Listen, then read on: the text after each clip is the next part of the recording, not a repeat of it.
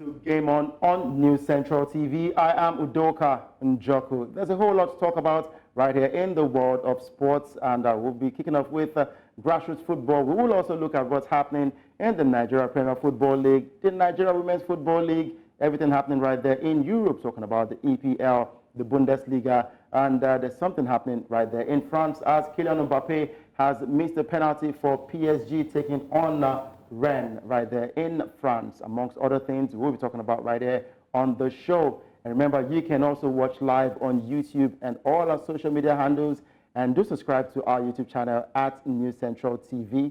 We'll go on a break. When we return, of course, I will introduce my amazing guests in the studio. We'll be right back. With us, it is Game on News Central TV. I am Udoka Njoku. Like I said earlier, I've got amazing guests right here in the studio. I've got Onyewuchi Nwachukwu, who is a Deputy Editor, Sporting Life newspaper. And of course, I've also got Head of Football, FCV International Academy, that is Grant Brown, one man who played right there in England, scored amazing goals for Leicester City. And the senior manager for FCV International Academy as well. I've got Kerem Karacayli, if I'm sure I got that name correctly. Yes, Kerem Karacayli. Kerem Karacayli, I did. Of course, probably I should be learning more interesting names right there. So great to have you guys in the studio. And Grant Brown, such an amazing time today with you. Yeah, we've got a great spell so far in Nigeria. We've been very well welcomed by everybody that we've come across, and met some amazing footballers and the young boys at the football camp. So we're on a great time at the moment, and hopefully the boys are too. All right, and Onyewuchi, of course, amazing time to talk about football and a lot of other sporting activities. Absolutely, Udoka. You know, like you mentioned, the Nigerian Professional Football League. That should also get us talking. And I've looked at the lineup; it's very loaded.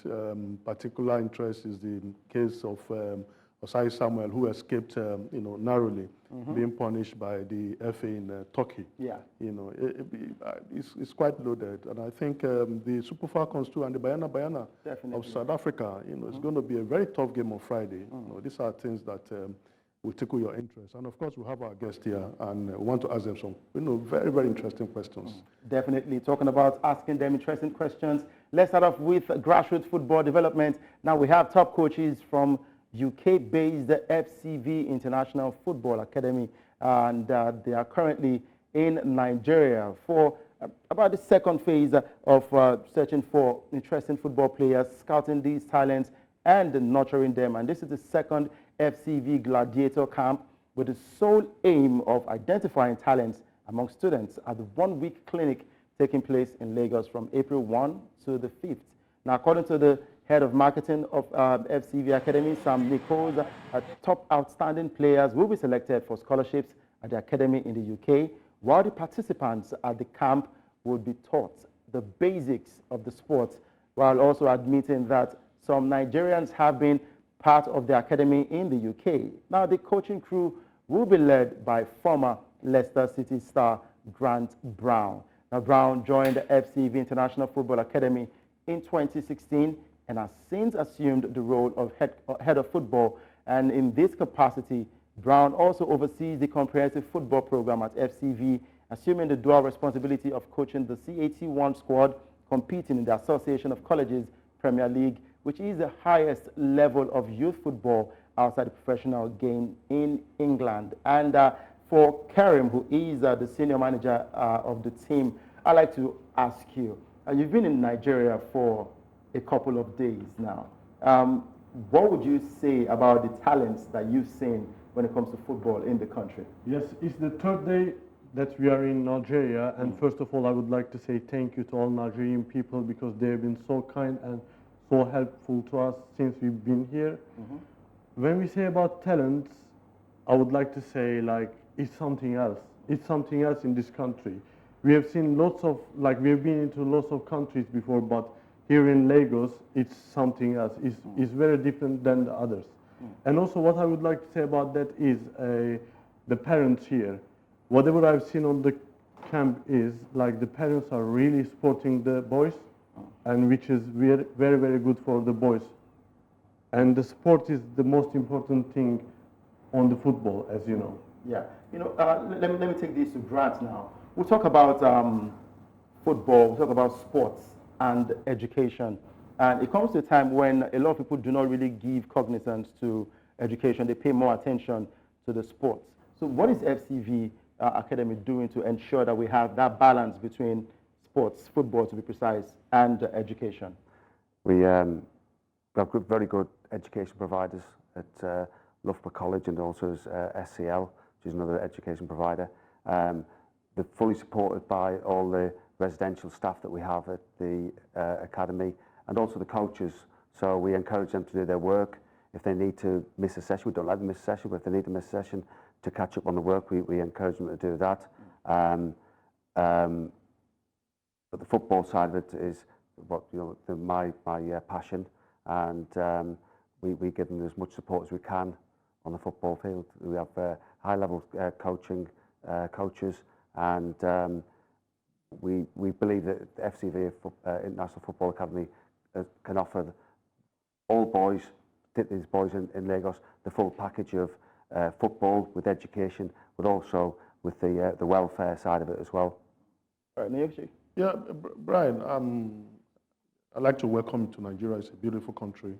And I also believe that your visit is not incidental, coming during the holidays. Schools are, most students are on holidays. Yeah. And, this particular program is also targeted at students in schools, especially. So I want to ask you, what are those qualities you are looking for in these students, apart from the talents on the field? Yeah. Do you also pay attention to other qualities? Because I believe football is all about life. It's about values, sportsmanship, about punctuality. It's about values. Every time you win, sometimes you lose. When you lose, you don't get down. You try to win. So what are those qualities that you are looking out in these students? I think a lot of the time we look for how they integrate within the group. So do they help with their peers, with their fellow players? Do they help the coaches? Do they listen to when we're speaking to them and trying to advise them? Do they take that information in? Are they going to be a good learner? Because if you can't develop and listen and learn from your coaches, then you're going to stagnate at some time in your footballing career. So we look for all those sort of the full package. Do they live well? Are they good teammates to be with? Are they good around the place? And so until you get to know a bit more about them, in 2 or 3 days you can get a bit of it, but you can't get the full amount. So we want them to be good human beings. If football can be a very short career, it can be finished very early by an injury, by a bad tackle or anything like that. So that's why we really encourage the educational side of it, so that they can have something. If it doesn't work out in the football world for them, they've got something to fall back on with their education. Right, and the likes of Marcus Rashford has achieved a whole lot when it comes to education, and a couple of other players, especially the African players now over there in Europe. Now, talking about Leicester City, you played and had over 500 appearances. Not for Leicester. Oh, playing your football career? My career, yes. Oh, nice, great one. And looking at the likes of Kelechi Iheanacho and Wilfred Ndidi, who currently play for Leicester City, are we also looking at, when we talk about grassroots sports, it is to groom these talents to become bigger players in the future, right? So are we going to see these young talents plucked from Nigeria and probably taken and one day they get to play for Leicester City? It would be nice if they do. If they can do it. It's we can never guarantee football success. There's a lot of luck is needed on that side. I think what we do offer though is we offer a platform to go and showcase their talents. So that, I think it'd be difficult to come from a grassroots team in Lagos in Nigeria to go and sign for Leicester City. But I think if you come over and go to an academy similar to ourselves, it starts you on the pathway to that potential of signing for Leicester City, because they've got, as you said, there's 2 fabulous names that play for them at the moment. Done really, really well for the club, and hopefully 1 or 2 from the boys from the camp that we've seen at the moment can come over and follow in their footpath.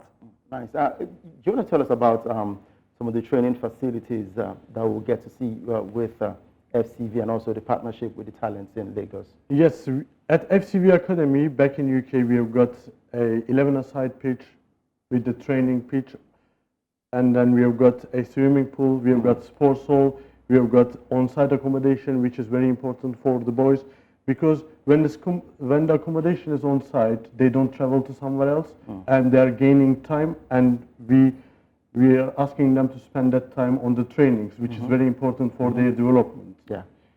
Yes, we have been to Nigeria, and what I've noticed here is the most important thing is to improve on the football is the facilities, which we have got back in UK, and we can offer to the boys. Now, you know, in terms of facility, I would rightly agree with you that in some African countries, they do not have the facilities to really help these talents grow.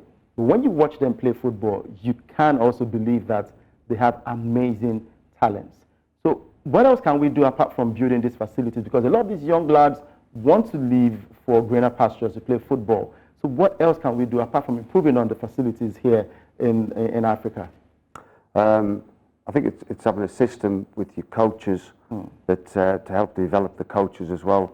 Certainly back at home, there's a lot of the grassroots coaches are parents or that have not got the relevant qualifications. I think if there was just something set up with the Nigerian FA or to have a coaching course and a coaching curriculum that the coaches could sign up to, start very basically and build up through to being, to get to be a professional coach.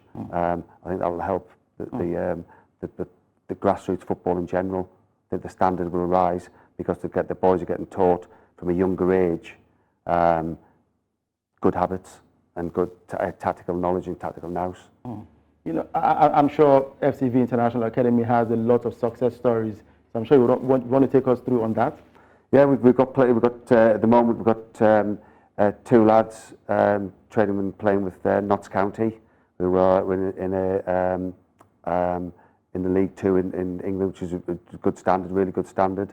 We've got a Nigerian boy that's training with some with some professional clubs as well. I can't say who he is just yet because it's a bit quiet. Got to keep it a bit quiet. But we have had African boys that have gone on to play in Portugal, in other countries in Europe. So we have had a few successes, but a couple that play with English clubs.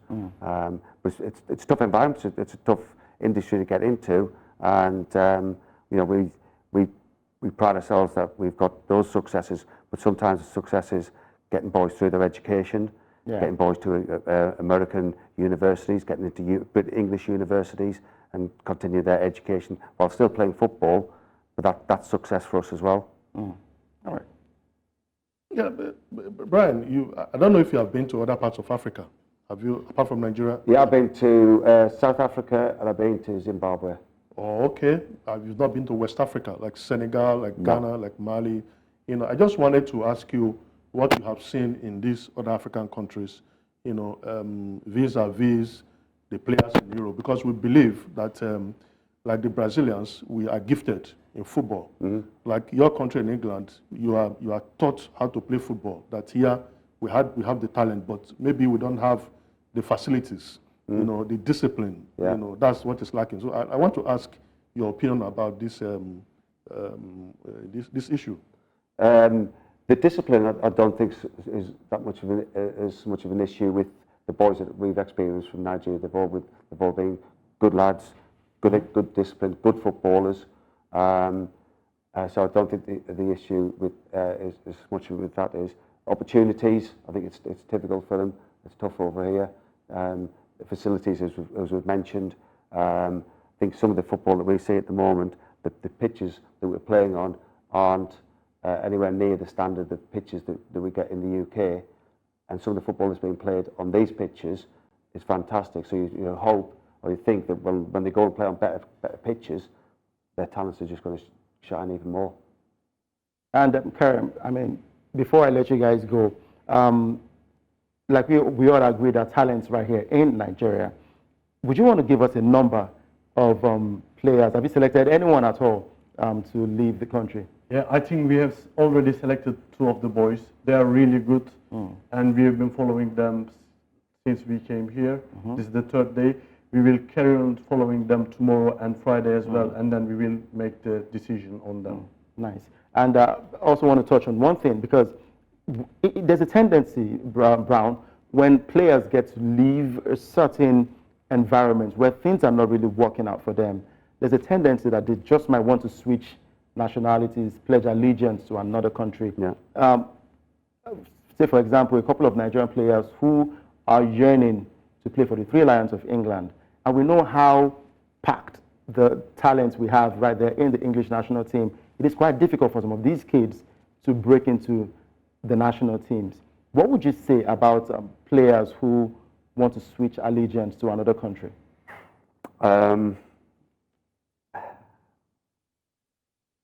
I think you should play for the country that you feel is your nationality. So if you were born and bred in Nigeria and you feel Nigerian, then I think you should play for Nigeria. I think if you're born and bred in England, and you should play for England. I think that I'm not a great fan of switching allegiances. Okay, before I let you go, is there anything you want to let us know? Probably just to thank the country on a whole about how they have welcomed us all. There's Liam and Ashley, our other 2 coaches, who are with us, and we've all been treated so kindly, so warmly, and it's been an absolute pleasure to come. First time in Nigeria for us, and we've been very, very happy with what we've seen. First time in Nigeria. Okay, let me put you on the spot. Kerem, have you had any Nigerian food? I had, yes. Which one? Jollof rice. Jollof rice. So do you think it's the best? Because the Ghanaians have been saying they are better than us when it comes to... No. I like jollof rice. Nice. First day when we arrived to the hotel, we had jollof rice, and my colleagues, they had as well. We all loved it. It's absolutely amazing, I can say. Nice. Grant, you had jollof rice too? Yeah, sure. We've been, because we was obviously with the Nigerian boys, we got back at the academy, we were asking them before we came, what should we have? You've got to have jollof rice, you've got to have jollof rice.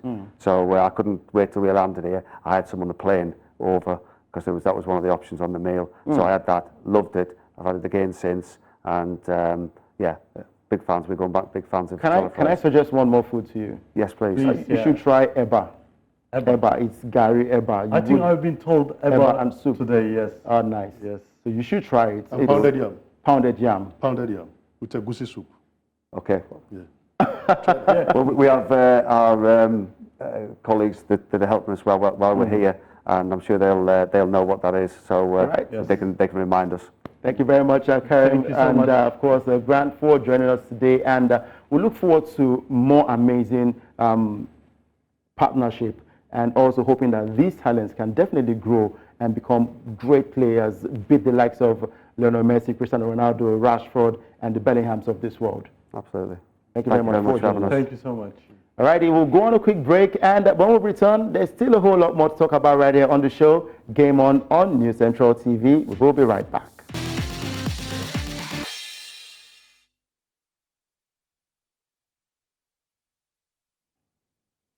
Thanks for staying with us. It is still Game On News Central TV. I am Udoka Njoku. Well, I've got Onyewuchi and Nwachukwu right here on the show, and he looks pretty pale because a certain team looks like they're on the verge of crashing out, being relegated from the Nigeria Premier Football League. Yes, I also feel bad, but look, if the men will not do the job, let the women do the job. So if Heartland are top of the NPFL, well, it depends on their current results today, but if the women are on top, who cares about the men? Maybe Onyewuchi cares about the men.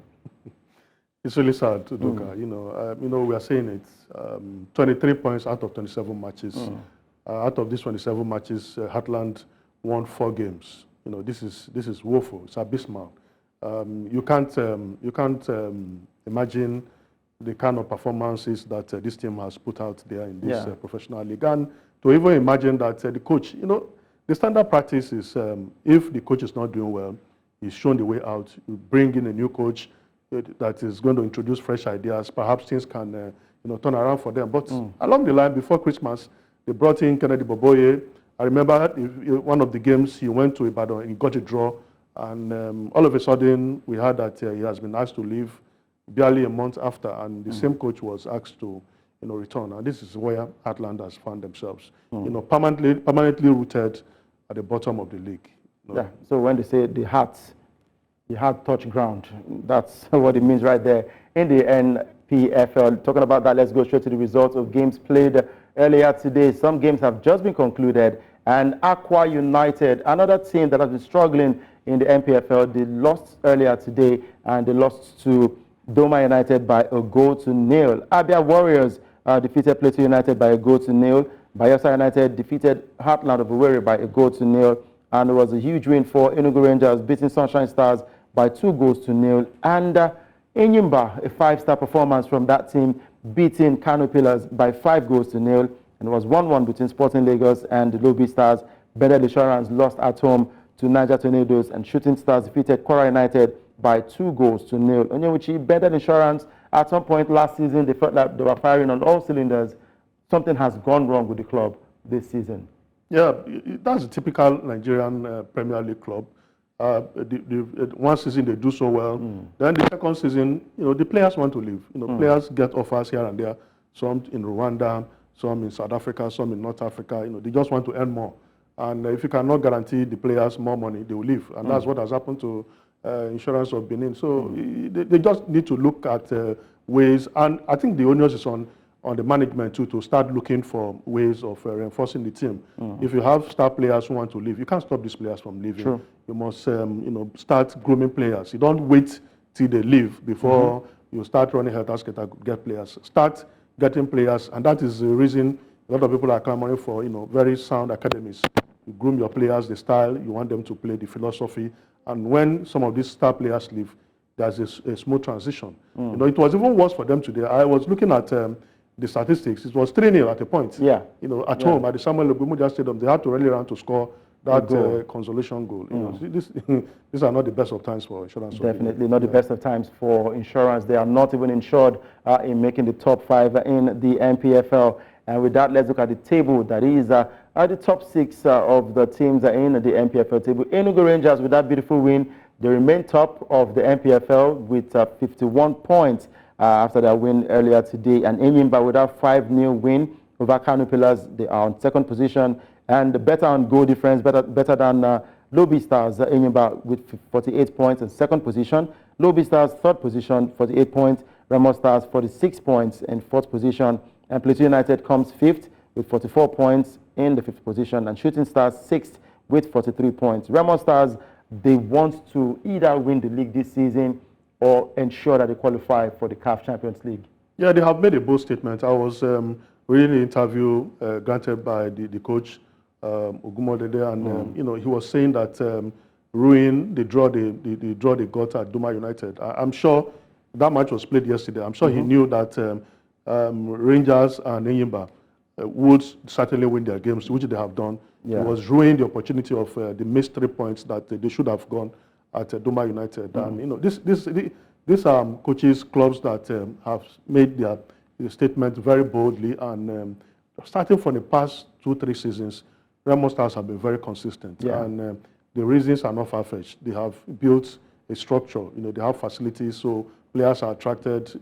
They try to keep some of their players. Yeah. And when they leave in a way that is seamless, that is legitimate. So this inspires the players who are there to give in their best. So these are some of the privately owned clubs that need support. And for me, that is the way to go in Nigerian football. It's not about lack of consistency. It's not about changing chairman of management. Yeah. This man has been there after Ogumbotele. As a matter of fact, the owner of the club sent this guy on like a refresher course abroad. So he told Ogumbote that when he comes back, he's going to hand over to him. And the coach has been there for like 3 seasons. So it means that there's consistency in the style, the philosophy, and it's easy for the players to understand what the coach is telling them. Yeah, true. And it means that the players and fans should trust the process, and success will come at the end of the day. So good one for Remo Stars for their run in the Nigeria Premier Football League, and we just hope that they can secure that CAF Champions League qualification place. Now, looking at the bottom side of the table, quite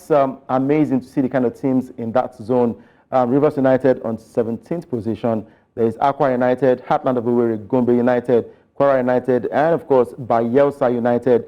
I am surprised to see the likes of Rivers and Aqua United in the relegation battle. Of course, Rivers United were able to secure a 1-0 win over their opponents in the CAF competitions, but they are struggling in the Nigeria Premier Football League. The only chance they have of qualifying for continental places is if they win one of those tournaments. Yeah, and you will have to say, Udoka, that they have played 23 matches, so they have like 5 outstanding matches, and you'll know how the Nigerian professional, the Premier League is constructed. Sometimes you go outside and lose, you come home and win, so you go up and down. So if Rivers United are able to win some of their games, hopefully they can rise to the table. But the place they are is quite precarious. I'm surprised about Aqua United. You know, you said it. It's a team that did well in the Premier League some couple of seasons ago, and they are struggling. At the time they were playing at the Eket Township Stadium, and all of a sudden they came back to the Godswill Akpabio Stadium. I don't know the reason. Maybe they felt that their fortunes could change at the Godswill Akpabio Stadium, but it has not changed. That's the truth. So something is fundamentally wrong, and part of the reasons are that they keep on changing coaches. I think the management is impatient. You bring in a coach, maybe he's trying to, the players are trying to get used to his philosophy, style of play. The results are not coming. You sack him, you bring in another coach. This does not help. You know, that's one thing some of the clubs that are doing well, you know, have done. The likes of Rangers, they didn't start so well, but all of a sudden they started winning away matches. They kept faith with Fidelis Eto'o. The same thing with Enyimba.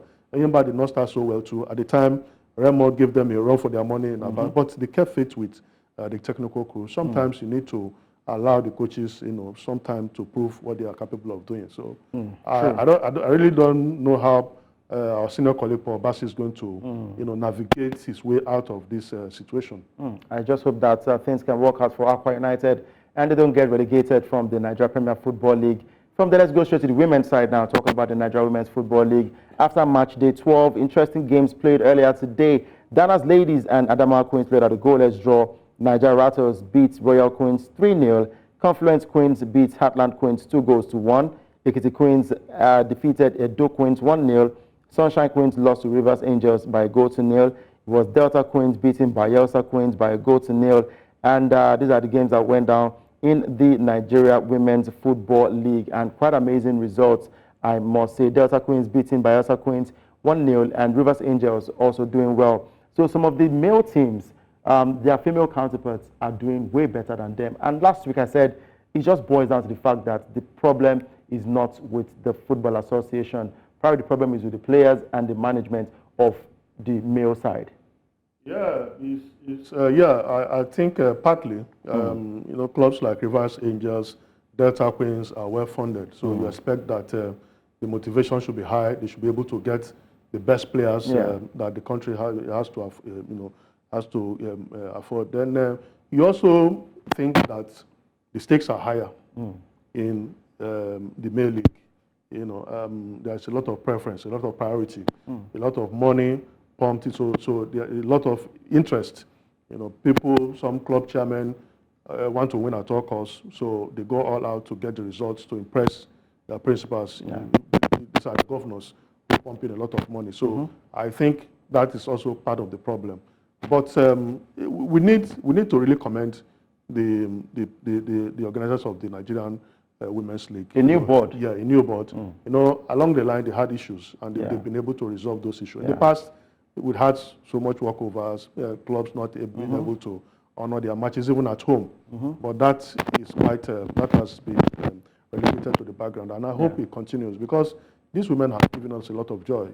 We are talking about the Super Falcons, you know, the 9th winners of the African Women Cup of Nations. Some of the players are from the local league. Exactly. All of them are from the local league. The likes of Ashiat Oshuala, Rashida Dajibade, they all started here. It's not like the male league where some players go from the academy straight to Europe. Almost all our players have played in the local league, and I think we should begin to leverage on that, to package a very good brand, and get more money so that these women can also make money playing here, before they go outside the shores of the country. Very, very true. Talking about the Super Falcons, they will get to play the Banyana, and that will be on Friday. And the teams are getting set. And for Banyana, they are looking forward to peeping the Super Falcons to a victory right here. And for the Super Falcons as well, for the head coach, Randy Waldrum, he is also confident that his squad, they have what it takes to get that win over the Banyana of South Africa. Now, talking about coaches, let's quickly go straight to Cameroon. There's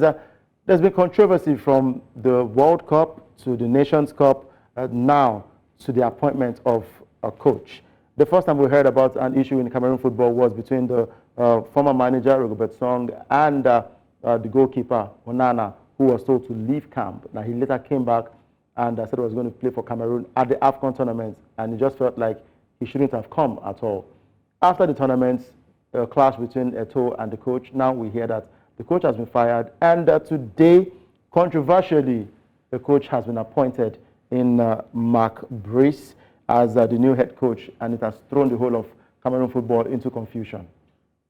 There's always confusion. There's always drama in Cameroon, as far as football is concerned. So anytime they want to appoint a coach, and the issue is that the sports ministry, the government of Cameroon, usually picks the bill. So they feel that they should have the ace, they should be the ones to appoint the coaches. Yeah. And the FECAFOOT, the federation, has not been, they've been disorganized. The only time they've wielded some form of power just when Samuel Eto'o became the president. Yeah. And that's because it's an enigma, it's almost like an icon. He speaks directly with the president of the country, Paul Biya. So he's been able to wield. Apart from that, the FECAFOOT and the sports ministry had always been at loggerheads. And this time around, I don't see anything happening. I think the ministry will have their way, because they pay the bills. Yeah. They're going to pay the coach. The FECAFOOT may not have enough money to pay the coach. So they will just rant, and at the end of the day, it will be settled amicably. Well, I'm sure the news is still developing, and I'm sure by tomorrow we'll get more information right there from Cameroon, and I will give you more information on exactly what's going on with FECAFOOT and the appointment of the new manager. And still talking about coaches, let's go straight to Burnley, playing in the English Premier League, and it's about the manager, Vincent Kompany, who has been charged with misconduct by the FA. They played against Chelsea, and that game ended in a 2-2 draw, and they saw a red card in the game. And Vincent Kompany was also red-carded because of consent. He talked to the referee in a very, very, in quotes, a way that wasn't decent from the referee. He was given a red card. Now he has also come out to throw the referees, but now he's been charged. But again, we go back to that penalty call. It is very clear that it was not a penalty in favor of Chelsea, but the man has been charged. Yeah, look, it is what it is. Football sometimes, the coaches, when it works in their favor, they don't complain. Definitely. When it doesn't, they complain. So the decisions really doesn't go their way all the time. But as a football coach, you must there's some level of behavior, of character expected of you. And I support the FA. You must enforce, because these coaches are aware that when you run foul of the law, these are the penalties. Because you don't instigate the players, you don't instigate the fans. You can imagine if they didn't have the kind of structure they have in England, in Europe, if it was somewhere here where the coach gets so infuriated, he could instigate fans and approaching the pitch and causing mayhem. So it's expected that he should behave himself. I hope these are difficult times for Vincent Kompany, but he should realize as the top professional football player that he used to be, that sometimes things don't go your way. And he really needs to change and begin to control his emotions. Definitely. And talking about emotions, not so good times for the fans who are expecting Aston Villa to do Arsenal and Liverpool a favor for them to get something against Manchester City, because currently Man City dealing with Aston Villa 4-1. And earlier on, Arsenal defeated Luton Town by 2-0. And it was a goalless draw between Brentford and Brighton, and Man City currently dealing with Aston Villa. And as always, we give you something called Before We Go right here on the show. Now, this time around, it's about the Stadium 974 right there in Qatar, previously known as the Ras Abu Aboud Stadium. Constructed on a 450,000 square meter waterfront site, it had a modular design and incorporated 974 recycled shipping containers in homage to the site's industrial history and the international dialing code for Qatar plus 974. Now, some of the containers housed stadium amenities such as bathrooms and concessions. Now, the entire structure was dismantled and is designed to be reassembled elsewhere. It was the first temporary venue in FIFA World Cup history. Onyewuchi, an amazing edifice that we saw right there at the Qatar World Cup, and I wish I was there because I wanted to see how they managed to assemble these containers together. Yeah, state of the art. Yeah, I think it blew the minds of almost everybody around the world when they came up with this the design of this stadium, and it was meant to be, dismantled and given out as charity to needy countries in the world. I think it's a good one, and I think for Qatar they really gave the world something to cheer about. The stadiums were out of this world, and this is just one of them. There was a particular one. I don't want to. There was a particular one that looked somehow like a shape of a lady, and the architect was, so brilliant. I need to look for it. Yeah. Maybe I have a wallpaper in my house because of that shape. But thank you very much, Onyewuchi, for joining us today on the show. Always a pleasure. All right, always a pleasure having you right here on the program Game On News Central TV. And I thank you very much for staying tuned and watching us. And of course, I hope you enjoy the package. I am Udoka Njoku saying thank you very much for watching and enjoy the rest of your day.